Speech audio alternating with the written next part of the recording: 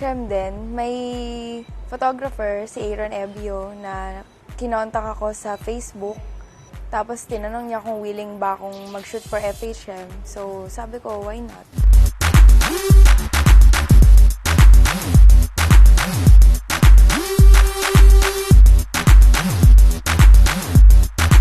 Hindi ako masyadong ganun. Parang usually pagka magdadamit, ganun, hindi masyadong hubad.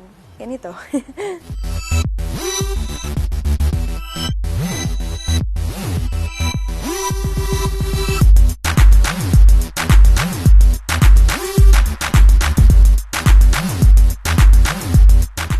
Nung bata pa ako, syempre, excited pag gumimik, ganyan-ganyan. Pero ngayon, hindi na masyado. Hindi rin, actually. Hindi na talaga.